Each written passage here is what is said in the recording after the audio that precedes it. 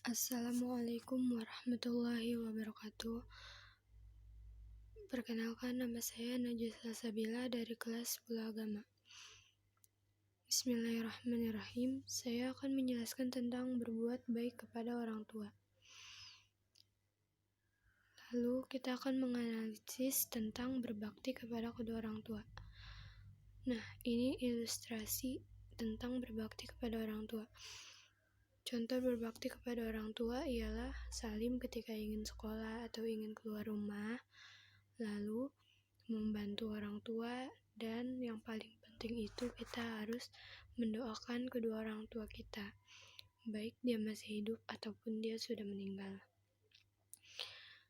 Berbuat baik kepada orang tua dijelaskan dalam surat Al-Isra ayat 23 dan Al-Isra ayat 24, yang artinya, dan Tuhanmu telah memerintahkan supaya kamu jangan menyembah selain Dia, dan hendaklah kamu berbuat baik pada ibu bapakmu dengan sebaik-baiknya. Jika salah seorang di antara kedua atau kedua-duanya sampai berumur lanjut dalam pemeliharaanmu, maka sesekali janganlah kamu mengatakan kepada keduanya perkataan dan janganlah kamu membentak mereka, dan ucaplah kepada mereka dengan perkataan yang mulia. Maksud dari Al-Isra ayat 23 itu, Allah memerintahkan kita supaya kita berbuat baik kepada ibu bapak walaupun dia masih berusia lanjut.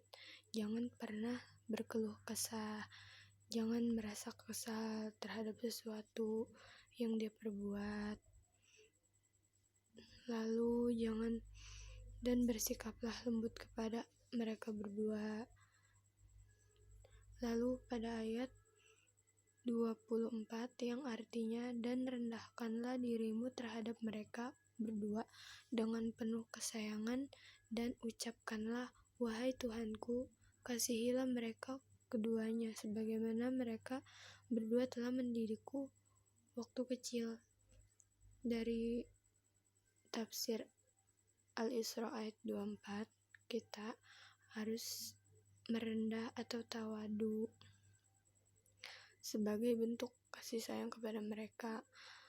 Mohonlah kepada Allah agar berkenan menyayangi mereka berdua dengan rahmatnya dan rahmatnya yang luas semasa mereka hidup, walaupun setelah wafat, sebagaimana mereka dahulu bersabar dalam mendidikmu semasa kecil, yang tak berdaya dan tidak punya kekuatan. Lalu, asbabun nuzulnya, surah Al-Isra berasal dari bahasa Arab yang itu artinya Al-Isra, yang artinya perjalanan malam. Surah Al-Isra merupakan surat yang ke-17 dalam Al-Quran. Surat ini terdiri dari 111 ayat dan termasuk golongan surat Makkiyah.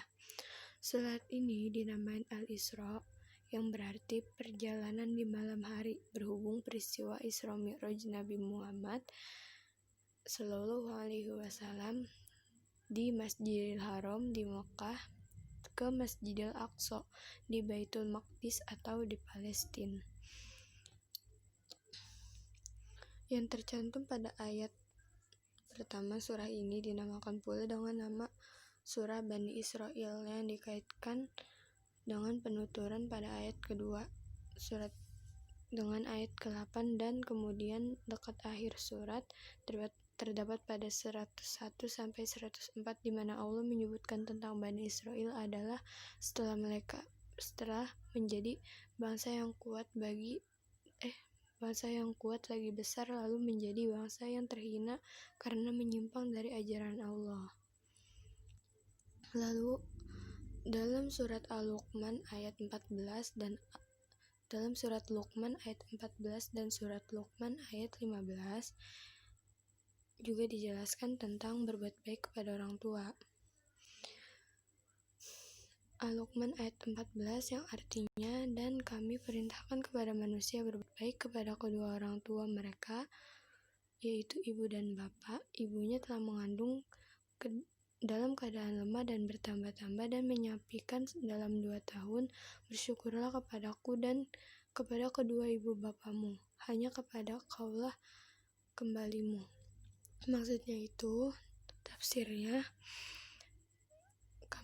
Allah telah mewasiatkan kepada manusia agar menaati kedua orang tuanya dan berbakti kepada keduanya dalam urusan yang bukan maksiat terhadap Allah, karena ibunya sudah mengandung di dalam perutnya dengan berbagai kesusahan yang terus-menerus, kemudian menyapikan dari penyusuan setelah 2 tahun, dan kami katakan kepada mereka, bersyukurlah kepada Allah atas kenikmatan yang telah Dia berikan kepadamu. Kemudian berterima kasihlah kepada orang tuamu atas pendidikan dan perhatian yang telah mereka berikan kepadamu. Hanya kepadaku sajalah tempat kembali kalian, kemudian masing-masing aku beri balasan sesuai dengan haknya. Pada surat Luqman ayat 15 yang artinya, dan jika keduanya memaksamu untuk mempersekutukan aku dengan sesuatu, tidak ada pengetahuanmu tentang itu, maka janganlah kamu mengikuti keduanya, dan pergaulilah keduanya di dunia dengan baik, dan ikutilah jalan orang yang kembali kepadaku, kemudian hanya kepadakulah kembalimu, maka kuberitakan kepadamu yang telah kau kerjakan. Maksudnya, jika keduanya berupaya keras untuk memaksamu agar menyekutukan Allah, jangan ditaatin, karena tidak boleh taat kepada makhluk ciptaan dalam kemaksiatan terhadap Sang Pencipta, dan tetaplah berinteraksi dengan keduanya di dunia dengan cara berbakti, menjaga silaturahmi, dan berbuat baik. Dan ikutilah jalan orang-orang yang kembali kepadaku dengan tauhid dan ketaatan. Kemudian hanya kepada Allah tempat kembali manusia pada hari kiamat nanti, dan Allah kabarkan kepada manusia tentang perbuatan yang telah dilakukan oleh manusia dan balasannya.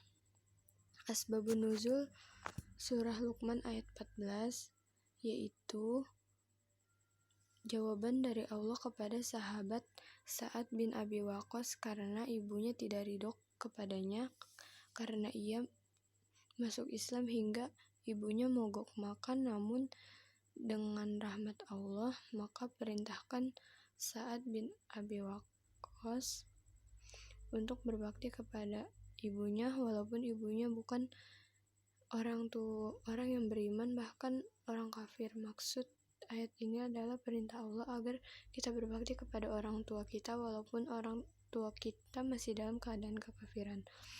Asbabun nuzul surah Luqman ayat 15, yaitu bermula dari peristiwa yang menimpa sahabat Sa'ad bin Malik. Pada waktu beliau masuk Islam, ibunya tidak menyetujui keputusan anaknya, sehingga ibunya meminta Sa'ad untuk meninggalkan keislamannya. Beliau sempat mengancam tidak mau makan dan minum sampai mati. Sa'ad tidak memenuhi permintaan ibunya tersebut, namun Sa'ad tetap kokoh pada keimanannya. Ia tidak mau meninggalkan agama Islam.